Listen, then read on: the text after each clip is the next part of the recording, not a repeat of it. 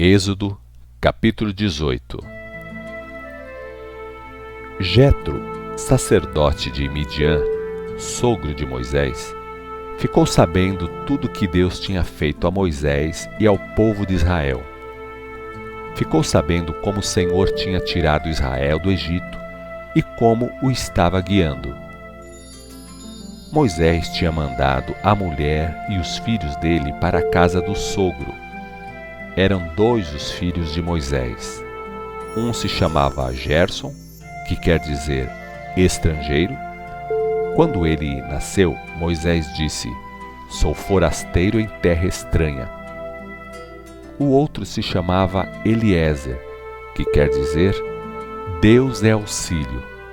Quando ele nasceu, Moisés disse: "O Deus do meu pai foi minha ajuda e me livrou da espada de Faraó." Jetro, Zípora, mulher de Moisés, Gerson e Eliezer foram ao encontro de Moisés. Chegaram ao acampamento de Israel, junto do monte de Deus.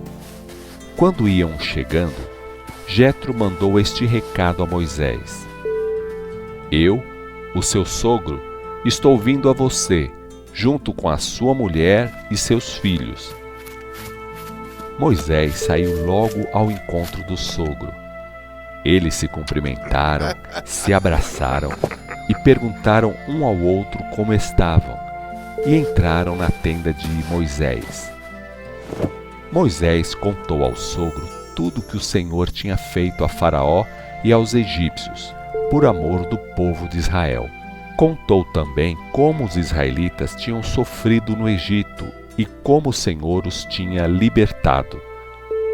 Jetro ficou contente com todos os benefícios que Deus tinha feito a Israel, chegando a fazer aquele grande livramento.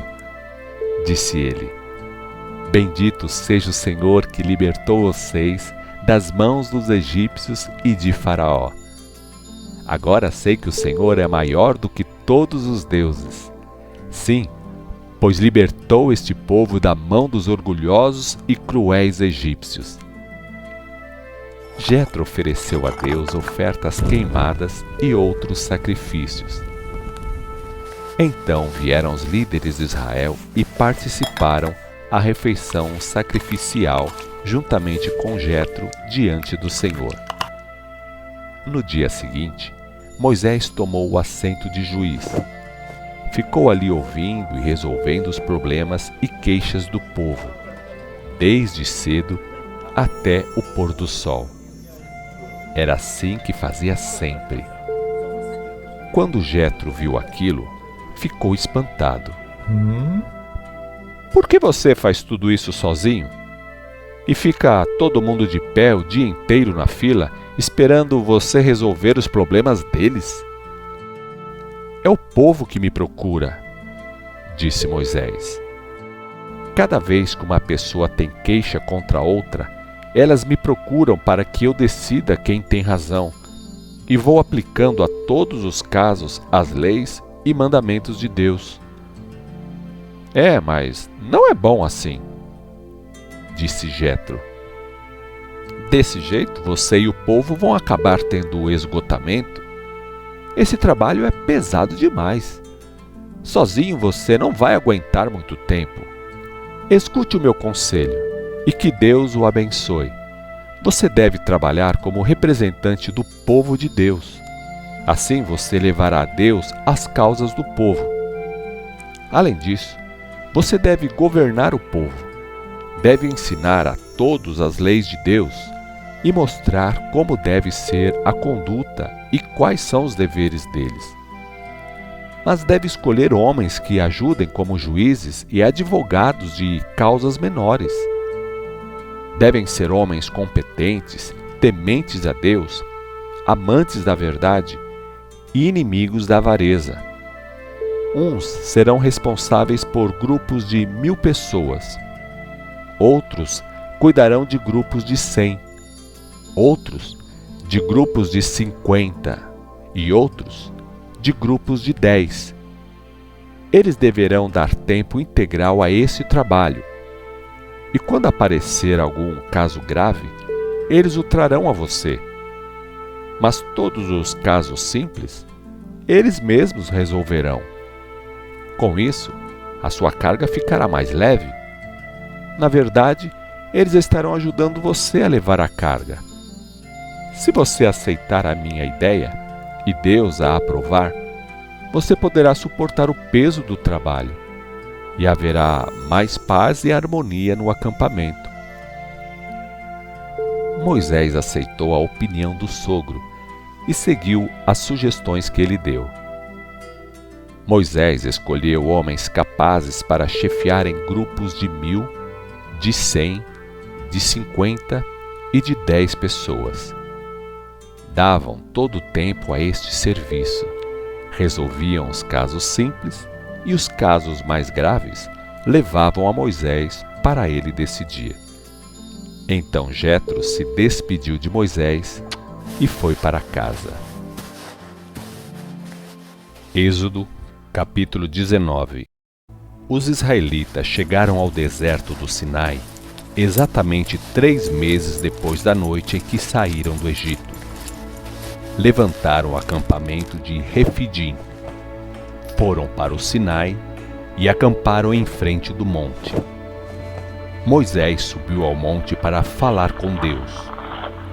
Quando estava em certo ponto, o Senhor chamou Moisés e disse: Dê instruções a Israel.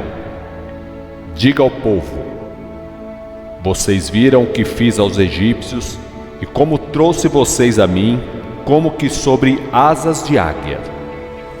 Pois bem, agora, se derem cuidadosa atenção ao que digo e cumprirem os termos do meu contrato, vejam as bênçãos. Serão minha propriedade particular dentre todos os povos. Toda a terra é minha, mas vocês serão minha propriedade especial. Serão um reino de sacerdotes meus, uma nação santa. Diga essas coisas ao povo de Israel. Moisés convocou os líderes de Israel e transmitiu a eles tudo que o Senhor tinha dito. O povo respondeu unido: Vamos fazer tudo o que o Senhor disse. E Moisés levou ao Senhor a resposta do povo. O Senhor disse a Moisés: Falarei com você do meio de uma grossa nuvem. O povo escutará minha voz e acreditará sempre em você. Desça e prepare o povo para a minha visita. Tome providências para purificar os israelitas hoje e amanhã. Disse o Senhor a Moisés: Que eles lavem a roupa e fiquem prontos para o 3º dia, porque no 3º dia, isto é, depois de amanhã, o Senhor vai aparecer à vista de todo o povo. E o povo todo deve juntar-se ao pé do monte Sinai.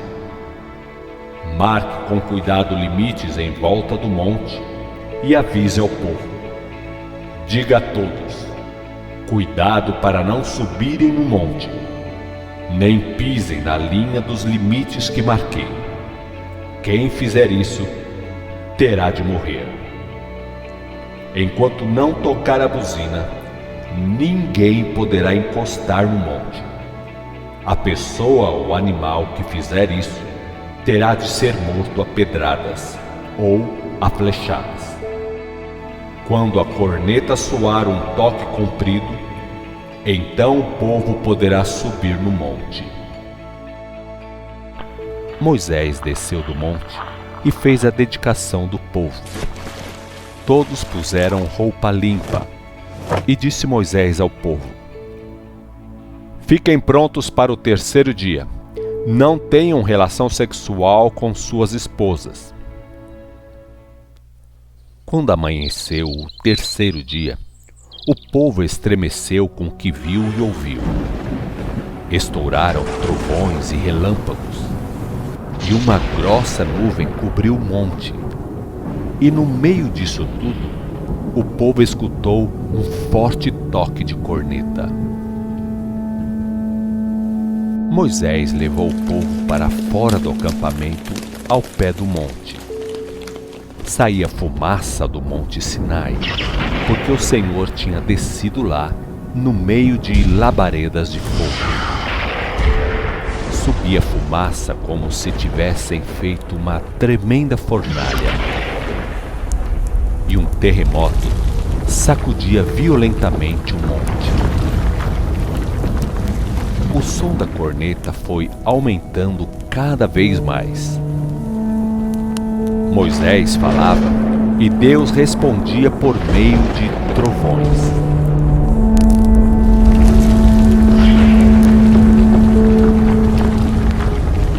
O Senhor ficou no topo do monte e mandou Moisés subir até lá. Ele foi. Logo, o Senhor mandou Moisés descer para prevenir o povo. Disse ele a Moisés: vá lá embaixo avisar o povo que não passe do limite para me ver. É preciso dar este aviso para evitar que muitos morram. Mesmo os sacerdotes que estão acostumados a se apresentar a mim precisam de preparo especial, senão eu os destruirei. O povo já sabe disso, disse Moisés. Tu já nos avisaste e mandaste marcar os limites e dedicar o povo. Eles sabem que não podem passar dos limites e subir no monte. Faça o que eu digo, respondeu o Senhor. Desça lá e diga ao povo e aos sacerdotes que não passem dos limites e não subam no monte para não serem mortos. Depois, suba aqui de novo e tragarão junto. Moisés foi, disse tudo isso ao povo e tornou a subir. Êxodo, capítulo 20. Disse Deus o que se segue: Eu sou o Senhor seu Deus. Eu tirei você da terra do Egito, onde você foi um povo escravo. Não creia nem adore nenhum Deus, a não ser a mim. Não faça ídolos. Não preste culto às imagens, nem de animais, nem de aves, nem de peixes, nem de qualquer coisa ou ser existente em cima do céu, nem embaixo da terra, nem nas águas. Não faça gesto de respeito ou de adoração diante de nenhuma imagem, pois eu sou o Senhor, seu Deus. Sou Deus zeloso, e trarei maldição sobre os pecados de um pai até a 3ª e 4ª geração dos filhos daqueles que me odeiam. Mas mostrarei bondade até 1000 gerações àqueles que me amam e guardam os meus mandamentos.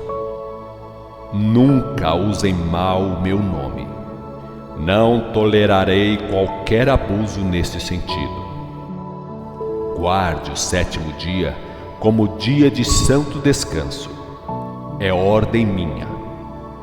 Trabalhe nos outros 6 dias, mas o 7º dia é o dia de descanso do Senhor, seu Deus. Nenhum trabalho será feito nesse dia, nem por você, nem por ninguém da sua casa. Filhos, filhas, criados, criadas, bois, burros ou qualquer outro animal, nem mesmo os estrangeiros que estejam morando com você. Todos têm de obedecer a este mandamento. Todos devem descansar nesse dia, sejam empregados ou patrões. Por que você fica obrigado a guardar o dia de descanso? Porque em 6 dias o Senhor fez o céu, a terra, o mar e tudo que neles há, e descansou no 7º dia. Por isso, eu separo o dia de descanso e lhe dou uma bênção toda especial. Honre seu pai e sua mãe.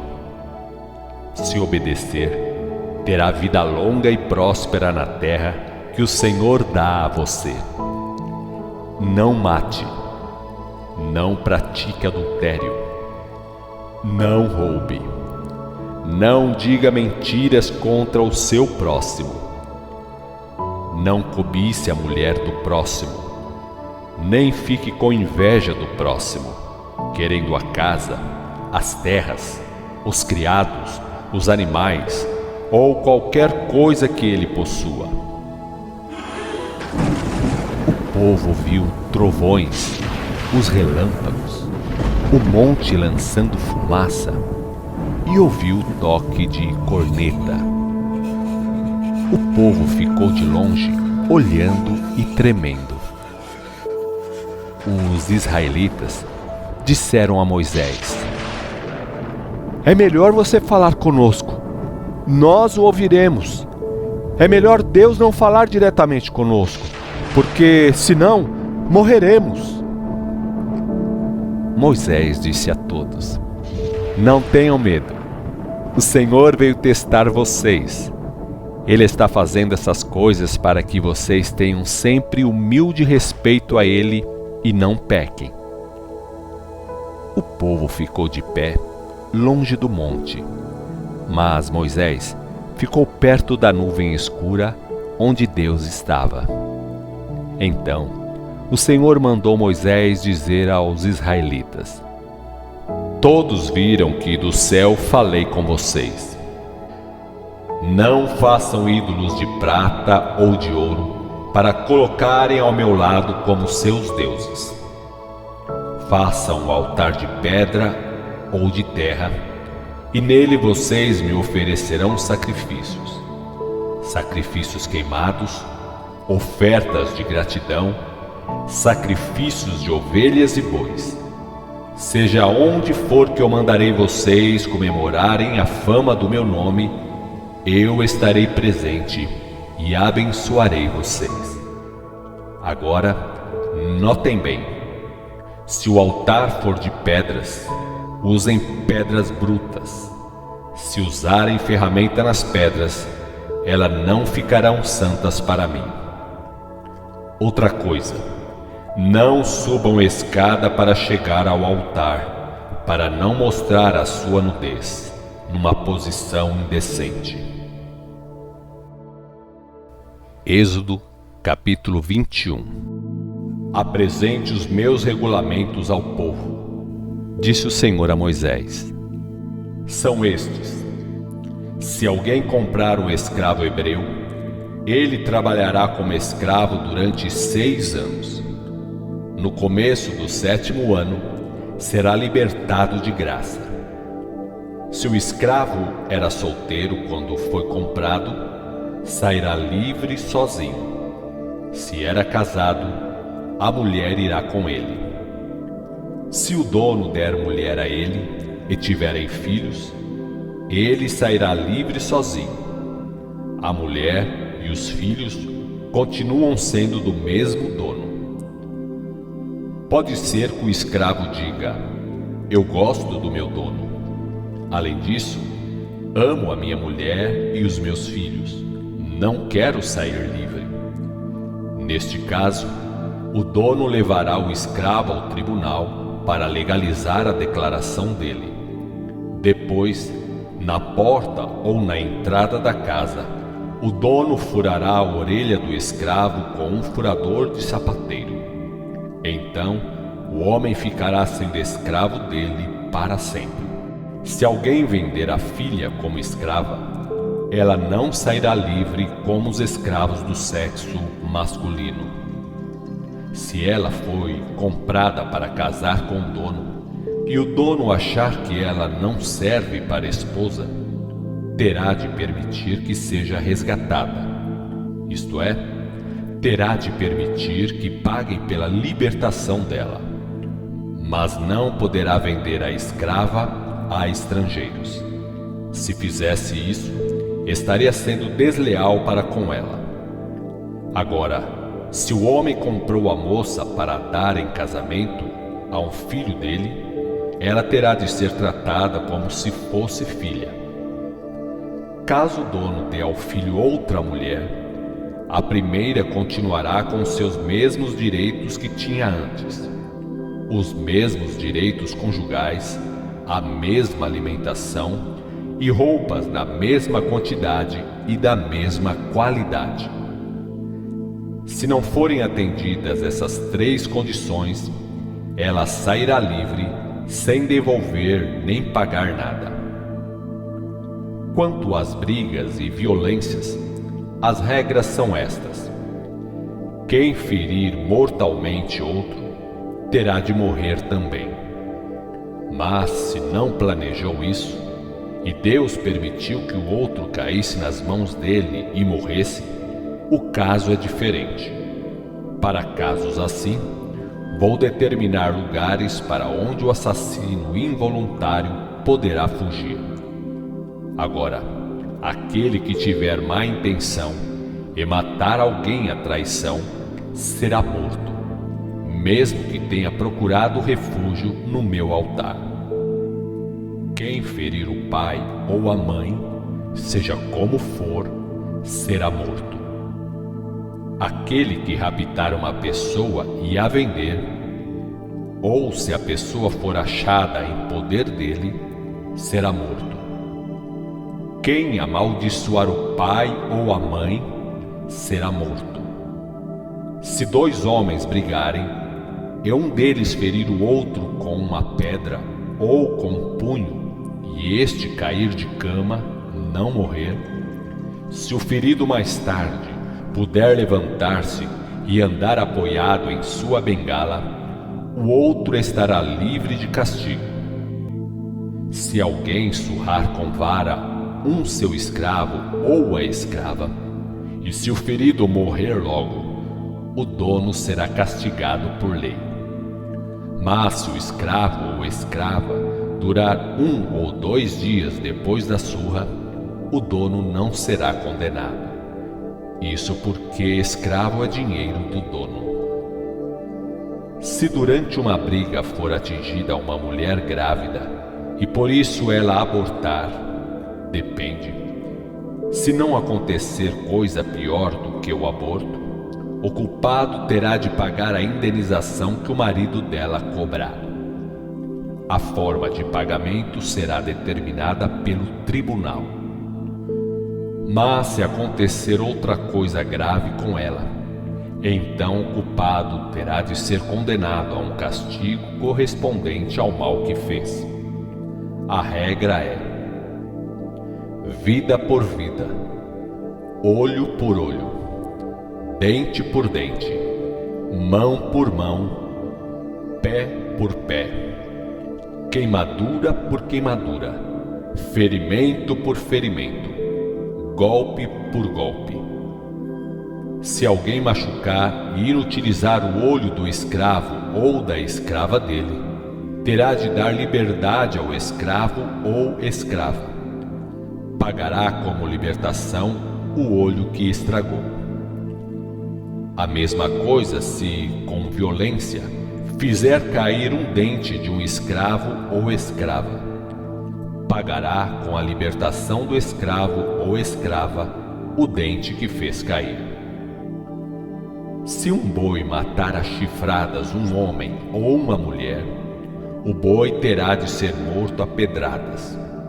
Além disso, ninguém poderá comer a carne dele, mas o dono do boi não receberá nenhuma condenação. Agora, se o boi tinha o costume de andar chifrando gente, e o dono sabia disso e não prendeu o animal, é diferente. Neste caso, se o boi matar um homem ou uma mulher, o boi será apedrejado e o dono dele terá de ser morto também. Se o acusador preferir receber resgate, o culpado terá de pagar tudo que foi pedido para salvar a própria vida. Este julgamento será aplicado quando a pessoa morta pelo boi for filho ou filha do interessado. Se a pessoa morta pelo boi for escravo ou escrava do acusador, o preço do resgate será de 30 moedas de prata. Além disso, o boi será morto a pedradas. Se alguém deixar uma cova aberta, ou se fizer uma cova e não a tapar, e cair nela um boi ou jumento e morrer, a regra é clara. O responsável pela cova pagará o preço do animal ao dono dele, mas ficará com o animal morto. No caso de um boi matar o outro, o boi vivo será vendido. O dinheiro da venda será repartido entre partes iguais entre o dono do animal vivo e o dono do animal que morreu, e assim farão com o boi morto.